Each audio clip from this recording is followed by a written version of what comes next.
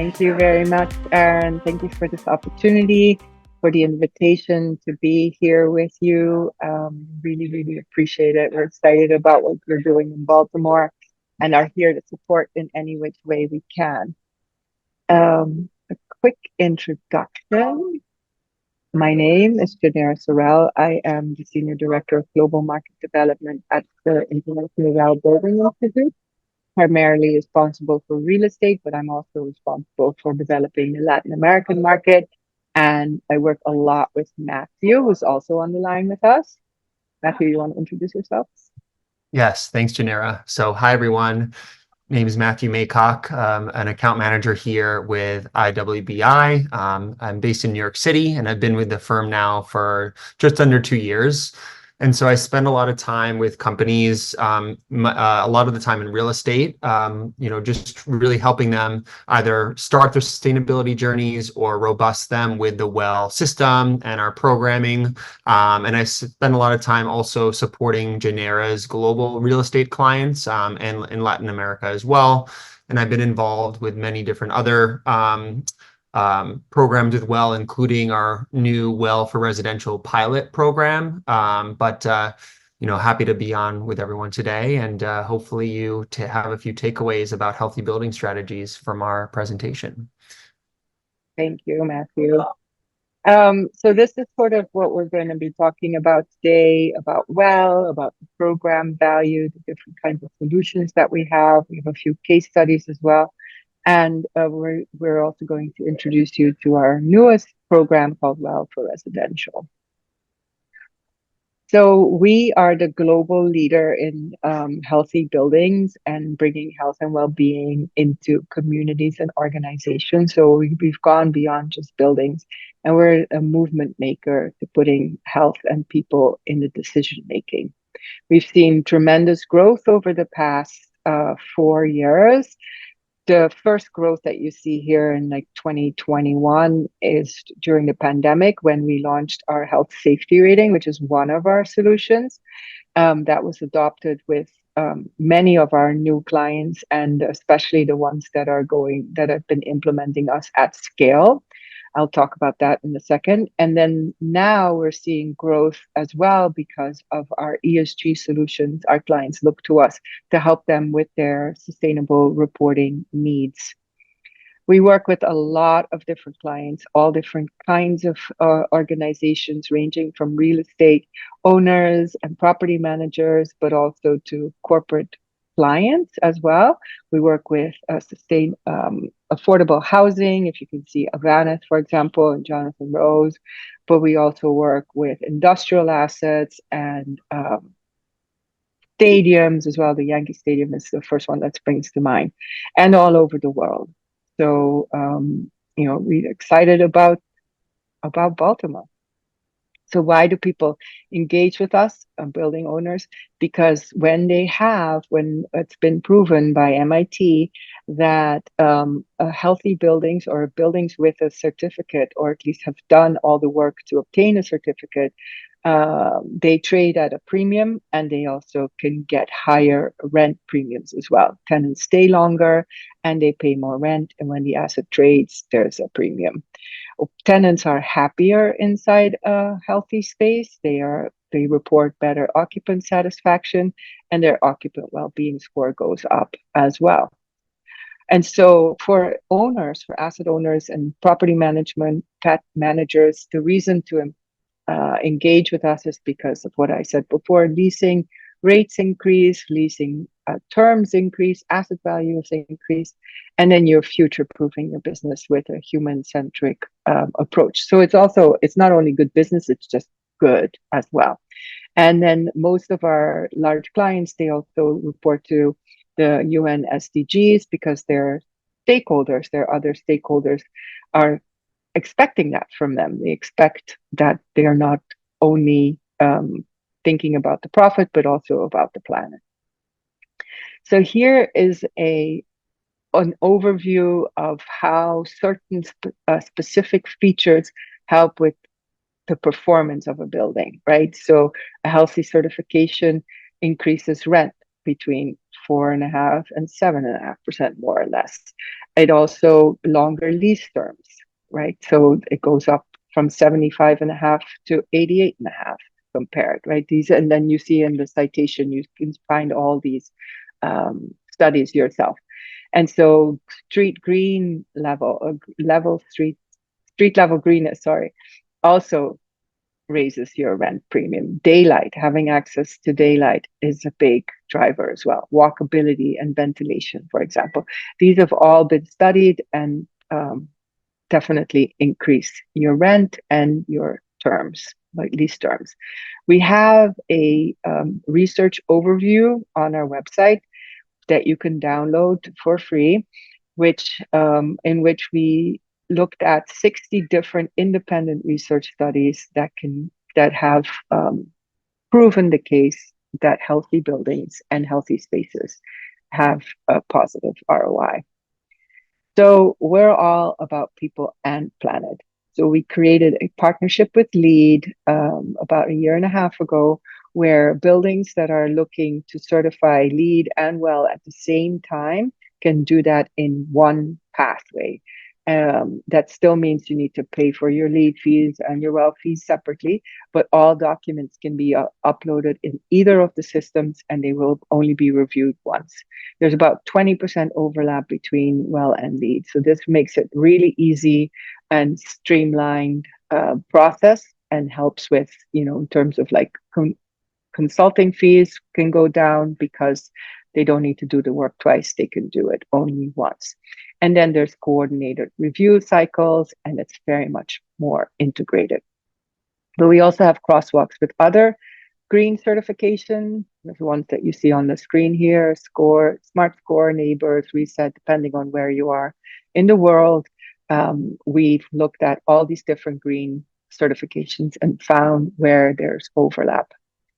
And then when it comes to ESG, we also looked at these external frameworks and making sure that our clients don't need to do the work twice. We have about 80% overlap with the UN Sustainable Development Goals. The goal number 3 is, of course, the biggest one that we have overlap with the Global Real Estate Sustainability Board, GRES. We're almost 40% aligned with the GRES indicators.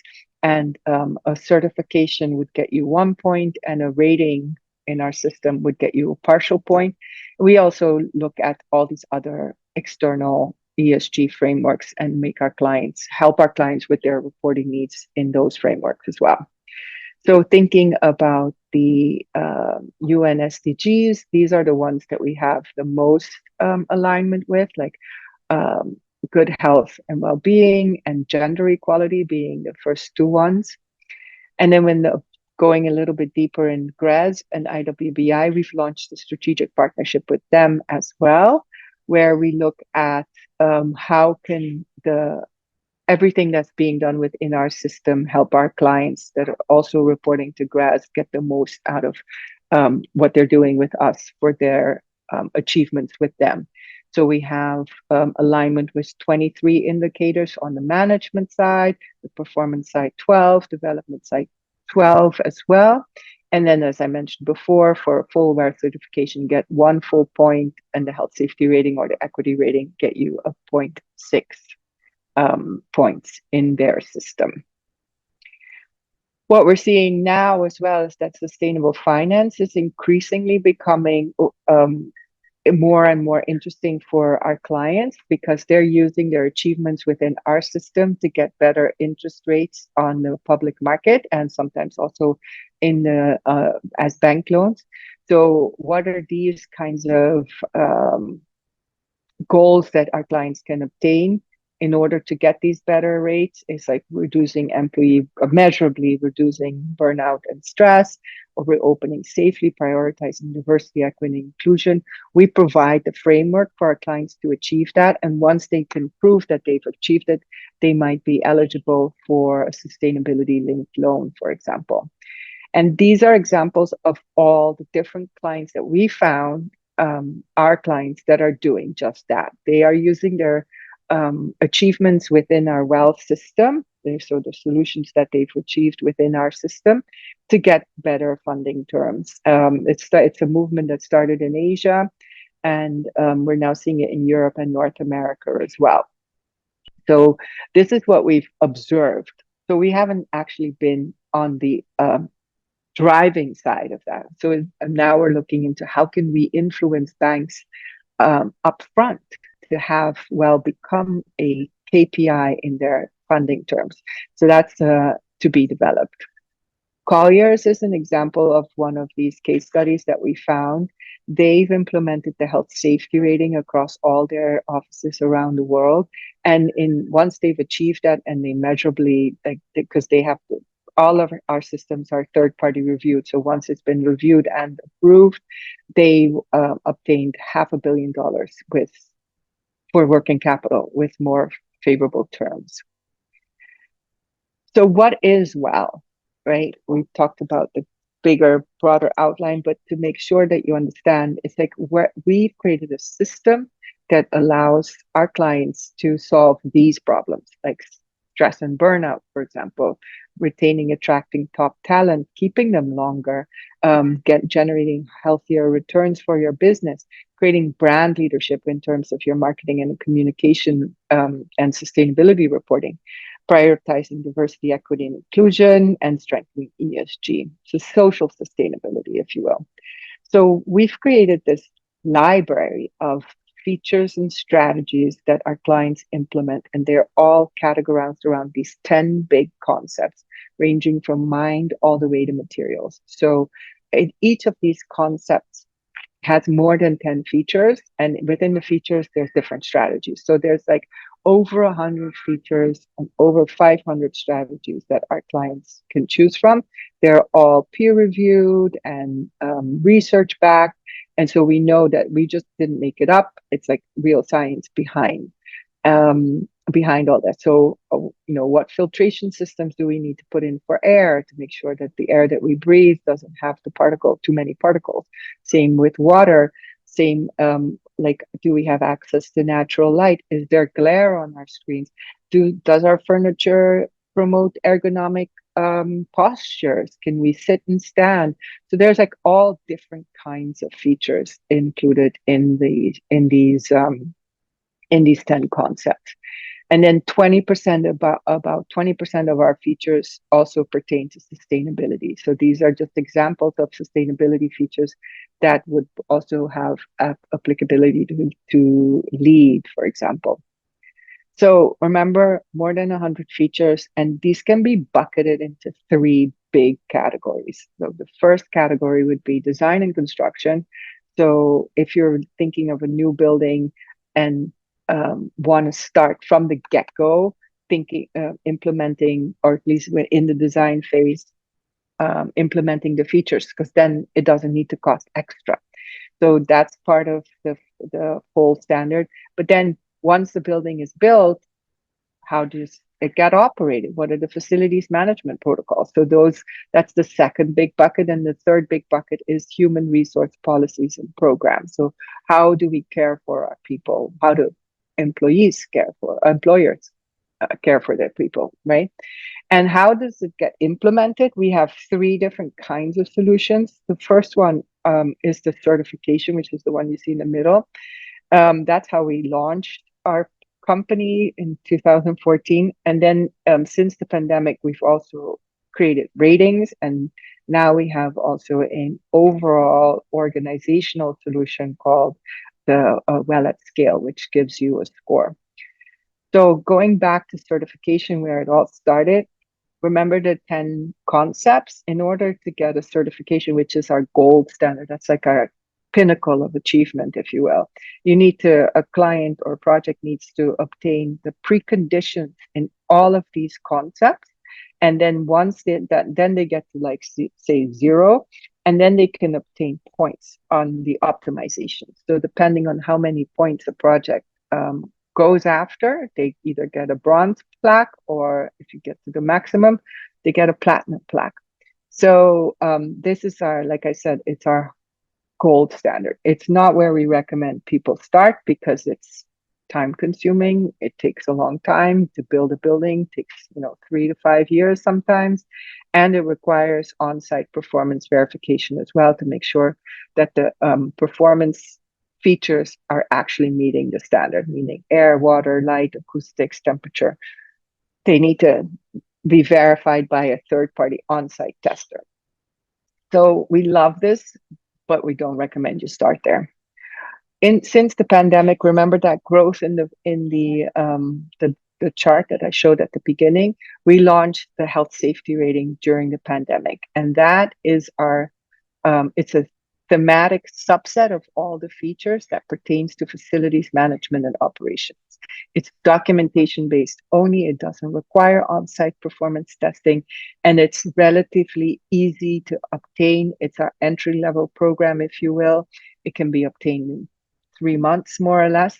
And we've seen huge growth with the health safety rating. Most of our large global clients, they start with the health safety rating and then they enroll in Well@Scale. Get into Well@Scale a little later.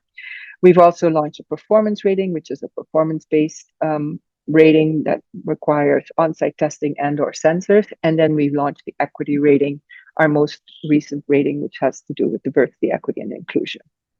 So going into the details of the health safety rating, these are the 5 concepts in which the health safety rating is centered on. So air and water quality management, health services, emergency preparedness, stakeholder engagement, and cleaning and sanitation procedures. Like, how resilient is your space? How can you make sure that the space stays resilient over time? So it's an annual renewal as well. And it's pass-fail. So no points, no silver, bronze, platinum. You need to obtain a minimum, I believe that's 15, Matthew, you know the numbers. 15 features out of 23. Out of 21 or 23. There you go. And then once you've reached the 15, then it's pass-fail. So these are the kinds of features that it includes a strategy. So supporting hand washing, for example, and cleaning. In emergency preparedness is developing a plan.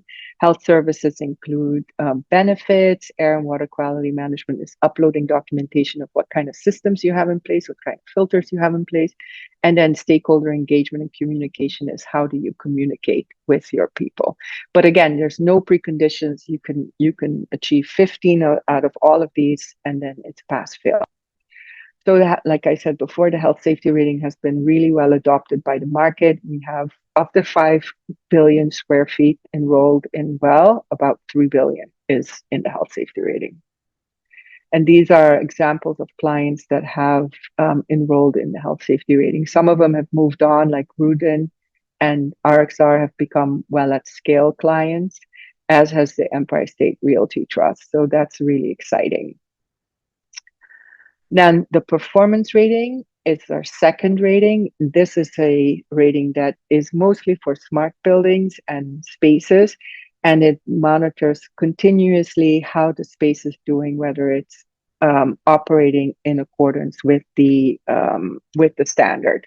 So either through sensors or on-site testing, which can happen. The sensors, of course, are continuous, but on-site testing can happen once a year with like somebody coming into the space and actually measuring how air, water, light, acoustics, and thermal are doing.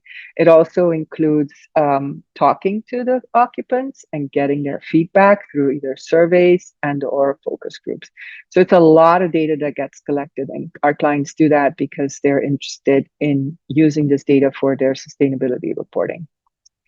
And then the equity rating is our newest rating that pertains to diversity, equity, and inclusion. It's also very much a program and policy-based rating, but it has some design elements as well through universal design. So it's like we need a lot of feedback from the people in the spaces. So there's user experience and feedback, responsible labor practices, inclusive design, as I mentioned before, but also what kind of health benefits, support programs, community engagement is in place. This is an overview of all the features that are in the equity rating. And as you can see, it's pass-fail as well. You need to obtain 21 out of 43 total features. The performance rating is also pass-fail. So you need to achieve a minimum in order to to obtain the rating. And all of this gets third-party reviewed. We don't do the reviewing ourselves. So our clients upload the evidence onto our platform. And once the reviewers say, yes, it meets the well standard, then we give our clients the achievement awards. And then well at scale is where it all comes together, where our clients get credit for individual features that they may have implemented. They get credit, of course, for the ratings and the certifications that they have, and it all comes together in a score. And that's an enterprise level score. It's like, how well are you doing? It's a benchmark internally against time, like how are you growing your engagement over years, but also it's an external benchmark seeing how you're doing in your region and or your sector. And that means, like, remember now it's like much bigger in terms of not asset by asset, but it's like on an enterprise level. What's the corporate goal for the organization? Say, for example, a goal could be reopening it safely and with confidence. We identify which of our concepts will get you there, which strategies need to be implemented. But the goals can be many different corporate goals, right? It could be DEI, it could be indoor air, it could be climate, whatever the goals may be. The technical account manager, because each of our well at scale clients gets a technical account manager. So given the goal, we identify which concepts and which features will get them to the goal. And then on our platform, we measure how are you doing in attaining your goals. And then that gives also the client an indication on where they need to focus their capex on for next year, or their budget, like where, if they're not getting close to, in this example, thermal comfort, are they going to invest in a new HVAC system next year, for example? So all this informs, like all this data informs the client as to where they want to go. And then we, as I said, we keep track of how many people you've impacted, what you've achieved, which other frameworks are you reporting into? If you're reporting into GRASP or the UN SDGs, how far along are you? Remember the external benchmarking here in the lower right. You see how you're doing compared to your peers. And then at the end of a year, we provide you with all this data back. And this is what a summary report looks like. Our clients can see, oh, we've done this much and we've achieved, like, see, if you look at the well concepts here on the lower right hand again, like how far along are you in your water concept, your light, how well are you doing with the UN SDGs, how well are you doing with GRASP? And very often we see our clients copy paste what we sent them, and we see that back in their sustainability reports. And on our website, we have a leaderboard for our well at scale clients, so they can see how they're doing compared to their industry and or their region. And then we also give awards. Award season is coming up for us. It's going to be in May. We have our conference, and we'll be handing out the awards then. And this is a little overview of our pricing. I don't know whether this is the right forum for it, but just if I'm sure everybody's always asking, so how much does it cost?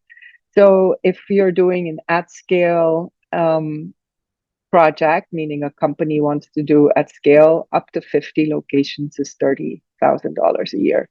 But if that's not where a company wants to start and want to just figure it out, they could start with the ratings, which is what we always recommend. Just start with a few ratings, see how it goes, and then we can upgrade this to well at scale down the line and or certification, because those are, longer term commitments. So one location would be $5,000 for a rating. For each of the 3 ratings, they all have the same price. And then as soon as you go for more than one, the price goes down dramatically. Now, just a few case studies. So the Empire State Realty Trust started with a health safety rating for all their buildings. And then when they had to renew, because it's annual renewal, they decided to upgrade to well at scale. So they've been a well at scale client for about a year now, maybe more. And they've also implemented the equity rating across their entire portfolio. They're looking at well for residential. They're looking at doing some research studies with us. And while you don't see any certifications, because certifications, if you remember here, certifications are priced on a per square foot basis. So they could, if your building is large, it could get really expensive. So the Empire State Realty Trust never certified the Empire State Building because it's 1,000,000 square feet and would have been over $100,000 just for one building. But now that they're in well at scale, they don't need to pay us a separate certification fee because everything that they want to do with us is included in the annual subscription fee. So they're looking at certification as well. Rudin is a very similar example. They started with the health safety rating. They now are well at scale clients. They're looking at the equity rating. They're wanting to get a score. So they're committing to health and well-being over the longer term. RXR, very similar as well. They health safety rating and now are well at scale clients. And Veris is a multifamily owner. They also started with health safety rating, got the equity rating, and are now looking at certifications or getting credit for just certain features, right? Because within the at scale subscription, you can improve your score by focusing on features as well. And here is the information of our conference that we're hosting in Long Beach in May, from May 7th to 9th, where we'll go deep into more but it's also great networking for the community. And we also have a free well forum for those of you who are interested in learning more and getting connected to the community. Go to the forum and sign up. And that's it. I'm going to give it over to Matthew. Great. Thank you so much, Janera, for covering everything. So just lastly, I wanted to wrap up with sharing a little bit of information about a new pilot program that we've just launched earlier this year. It's called the Well for Residential Pilot Program. And it's really going to be targeting volume and developers that are either building community single-family homes, multifamily residential buildings, or any residential building. It could be mixed use as well. So there's a lot of different typologies. So if you want to go to the next slide, or the next couple slides, I just wanted to talk about a little bit about what we've done with the program. So we didn't just develop this program overnight. We worked with over 100 builders and developers and had a whole Well for Residential advisory council with 20 organizations on it. And we did this over a 2-year process. And we really got a lot of key stakeholders together in the residential community and really said, hey, the well programs that Janera mentioned, they can be more targeted for commercial properties, but we really wanted to develop something that's more specific to the residential community. And here we are now with the Resi program. So as I mentioned, it's really built for the residential market by the residential market. And we have a lot of different ways in terms of how we can affect different types of stakeholders, from architects, builders, developers, and operators, and the applicability. So it's based off of the original well building standard, and we have novel features for the residential standard as well. And what do we say is a well residence? A place where it improves air and water quality. Having a place that utilizes safer materials. How do we want to affect people's sleep and movement, and lighting, of course, and eating? So a lot of these qualities will really play a big difference in how a resident's going to feel in a home. And so as far as the features that are in the Well for Residential standard, we have, as Janera mentioned earlier, there's over 100 features in the standard, but for the Well for Residential, there's 61 features. So you can kind of target any number of features that matter most, because there are no preconditions, there are no prerequisite features. It's just a minimum of 40 points to meet it. And there's no tiers of achievement like the certification. And it is also it can be a one-time achievement. There is no mandatory renewal requirements. So as far as the features here, you can see the new features are in the bold. And so, for example, things like EV charging is going to be huge now with all the electric vehicles now in place, and the Tesla chargers, for example. So that's been pretty huge, and plumbing design and sizing. And then in the next slide, you'll see, other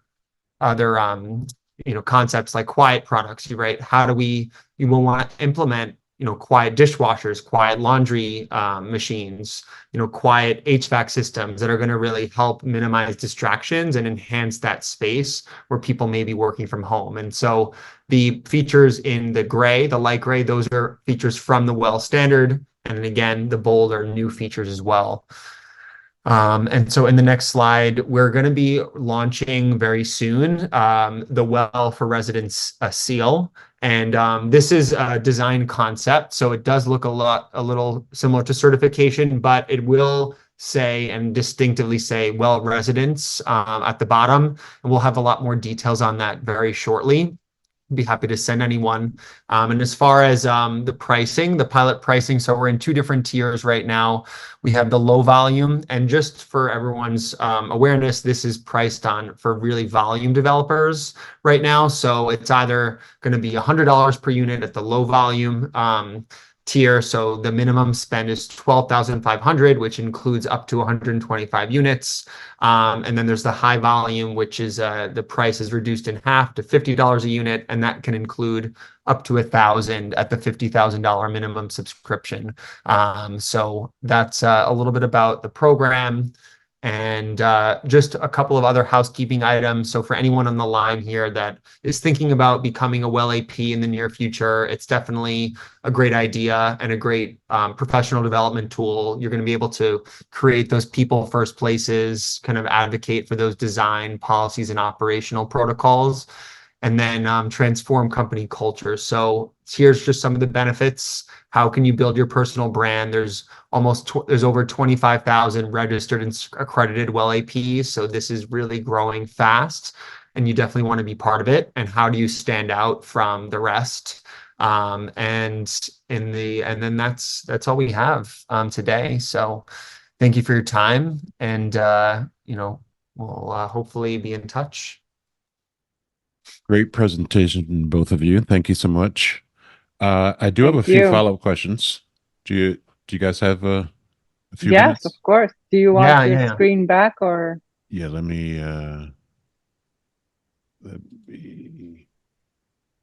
there we go.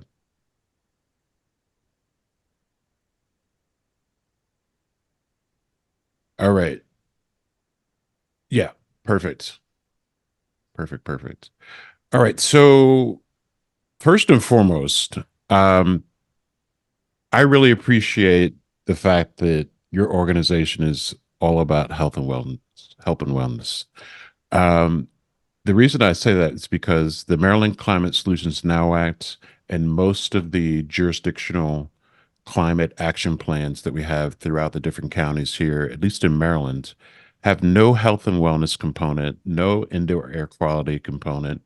And so I really love the fact that you are kind of leading the charge when it comes to not just focusing on the building, but focusing on the occupants. So I wanted to just mention that. I'm also very excited to be studying for my WELL accredited professional certification. So excited about that. Big shouts out to Empire State Realty Trust, Anthony Melkin, Dana Schneider. Folks, if you're not familiar with what they're doing up in New York and throughout the Northeast, I've studied the Empire State Building quite a bit and visited the 86th floor and the 102nd floor. The views are great, but the sustainability and the indoor air quality is something to be studied for sure. The question I have is about, or the comment that I have is about your third party validated health and wellness. I love that. I love the third party validation aspect of it. Very similar to Reset as well. Can you talk a little bit about maybe are there any barriers to people adopting your solution?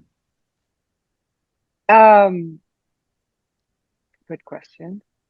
So first of all, what you said about indoor air, indoor air before the pandemic, we didn't really think about indoor air, right? But if you think about it, isn't it crazy how we didn't think about it? Because we need air to breathe more than anything else in the world. And if you think about, I would never drink a dirty glass of Hmm. dirty water, but we were so okay with breathing bad air. And then remember those offices where you walk in and the air is just so stale, and then after an hour you have a headache. That's Hmm. all, you can remedy for that. I'm not going to say that's all gone, because it's not, but it's much less. People are much more aware of um, the spaces that they're in and the air that they're breathing, and they're demanding that. So I think it's great what you're doing, bringing people in Maryland together to create consciousness about this, right? Because like the EPA has parameters for outdoor air, but there's Right. no parameters anywhere for indoor air. And we spend 90% of our time indoors. So, and where you spend most of your time has a huge impact on your health and well being. So, can you just visualize going into a dark, stinky office, or going into an office with natural light and um, good, clean air, where the air coming out from the outdoors on a regular basis and goes through the right filters. So it's a huge difference. And especially when you think about creating environments where people want to return to office, that's such a big thing right now. So most of our clients are looking at that as well, in terms of how do you get people back into the office. And then, yes, of course, huge shout out to Dana. She's amazing. But then what was your question, Aaron? Yeah, no, you answered it. You answered Sorry. it. No, you're fine. You know, the building that I work out of at 100 International Drive in Harbor East, downtown Baltimore, I call it the healthiest building in Baltimore. I specifically moved to that building for a few reasons. Number one, it's well health and safety rated. Number two, it's BOMA 360 rated. It's got a Energy Star score of 97. It's LEED Silver, core and shell. And I monitor the indoor air quality every day just because I'm a geek like that and I'm a reset AP, and that's what we do.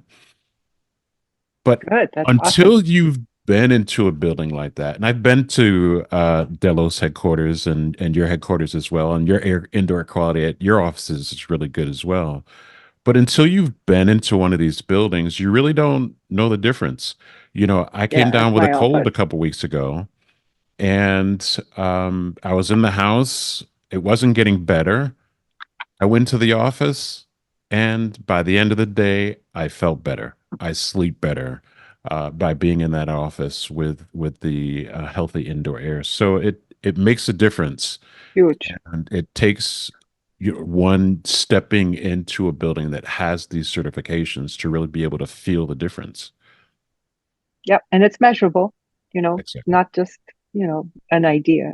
Exactly. It's real data, real science. It's not fluff. I No, can not at I can all. assure you folks, it's not fluff.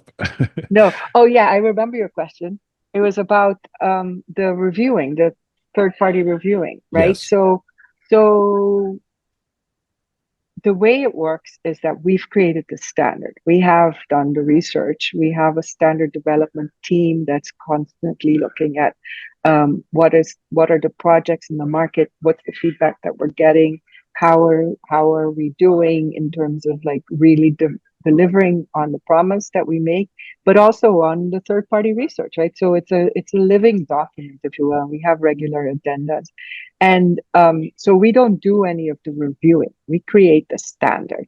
Once the standard's been created, then our clients work with consultants usually, or well APs, um, who will help them with figuring out, okay, so what's your HVAC system now? How are you going to upgrade it over time? What kind of, we know which filters, we tell them which filters, but then the consultants look, or the clients themselves look into what kind of filtration systems they have, what kind of filters, how can they, which they do they need to change, how often. We don't do any of that, but the consultants help them, and then the client slash consultant, uploads all the evidence of the work that they've done onto our system, it gets reviewed by a third party. Usually that's GBCI. And so they review all these documents that have been uploaded. They tell us after 20 days or 20 business days, more or less, depending on the solution that the client's going for. Yes, the client has check, met your standard. And then once that's happened, and in case of certification, it also requires on-site performance verification, performance testing with, the meters. You have to like measure the air, measure the light, measure the water, and all that. Once that's done, then we award the client either with a certification and or a rating. Great. So my next question, the theme for this year's event, this year's Baltimore Climate Tech Plus 2024, is climate justice, and we're very much focused on environmental justice, especially in Baltimore, where Baltimore City actually has the third highest rate of asthma deaths in the nation. And a lot of that is because of particulates and volatile organic compounds and asthma triggers that are both indoors and outdoors that are affecting the community here in Baltimore. And most of the deaths are unfortunately African American women specifically here in Baltimore. Talk to me a little bit about how IWBI thinks about environmental justice. I didn't see it necessarily covered, but it seems as though maybe the well equity rating is the closest that comes to environmental justice. Can you talk about kind of how you guys are thinking about that? So we think about that all the time, and equity is one of our key pillars, and we provide through the equity rating, which is geared not only to corporations to provide equitable environments and places of belonging for their employees. We also look at buildings that are doing the same for their tenants. And that's not only specifically for the inside of the space, but also how they're connected to community, right? So the community at large around the client spaces. So when you think about that, it's like, how are our clients helping the communities closer to them with environmental justice, for example, or social justice as well. So we measure how they're connected, what they're doing, and they get credit for that within our system. Well, one thing that's very special about IWBI and the WELL certification is that schools can actually earn certification. And the very and first affordable housing. We do a lot of affordable housing. The very first school in the nation to earn WELL Gold certification was in Silver Spring, Maryland. How about that? Right down the street, folks. That's right amazing. Here. Silver Springs Friends School. And actually a small group of people, executive directors from a couple of charter schools and myself, we're actually touring that campus tomorrow. So very excited to visit and see what they did at their school campus to earn that gold certification. And the fact that it was right here in Maryland, I think is amazing. Yeah, that's really good. And we offer discounts for affordable housing and for schools and for government municipalities. So we try to make sure that our solutions are accessible to all different kinds of organizations and institutions. That's nice to know. So the Securities and Exchange Commission just came out with their legislation last week in regards to ESG disclosures and sustainability reporting. Are you seeing an immediate uptick in folks wanting to get their sustainability reports and ESG disclosures together? Or not quite yet? There's the SEC approved scope 1 and scope 2, right? So, and that's mostly on resiliency and environmental impact and energy. We're on more of the social side. So I think it's going to take a little bit before we see an immediate uptick. But the clients, the ones that are most impacted by this new ruling, are most likely already our clients. Mhm. We work with about 26% of the Fortune 500 globally. So we'll see what happens. But I think it's good news that there's standardization in the market now on at least scope 1 and 2. It would have been great if scope 3 was included, but Right. we'll just have to work towards that. But It's not too knowing late. It can be added at no, a and later date, right? right, exactly, and it requires some market maturing as well. Mhm. So I think it's great that we'll have standards so that everybody reports the same things instead of everybody reporting whatever they want to. Right, right. My last question, thank you so much for answering all this. Has been amazing. Is about welfare residential. Hmm. And do you think there'll ever be a time where the price point will be appealing to maybe a single family home or maybe a luxury home where they can actually get certification as opposed to a larger multifamily development project? So we have a single family home. I mean, it's a luxury one. If you think about a big, I mean, huge luxury house, twelve and Hmm. a half thousand dollars is not going to That's what I break the was bank, thinking. That's what I right? was thinking. Yeah. So it depends on the project. Um, if you have 10 homes, it's $1,000 a home. It's Right. not, I mean, how much Right. you're going to spend on your kitchen or your Sure. carpeting or Sure. your windows. Your windows, you're $100,000 in, right? So it's not that big of an amount. Hmm. Um, but yes, I mean, it's not, you need to have that money, right? So it's not like every single person is going to put an extra $12,500 in their budget for a single family home. But again, we're in a pilot. So the pilot's going to run until the end of this year. And then by 2025, we will have taken in all the feedback that we get from the market and from Hmm. our clients. And then this pricing may change. Hmm. We're sort of not sure yet how it's going to pan out because we're at the beginning of 24. So there's a lot of data that still needs to be collected as our clients that are enrolled in the pilot are working through the system. I could definitely see where that makes sense for maybe a property that's maybe 3 million plus, 5 million plus. And sky's the limit, but that I could see where that makes sense. Perfect. All right. Well, Janera, this has been great. I really appreciate your time.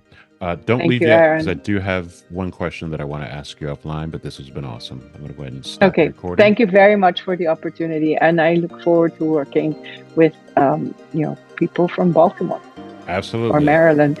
Absolutely. I got it.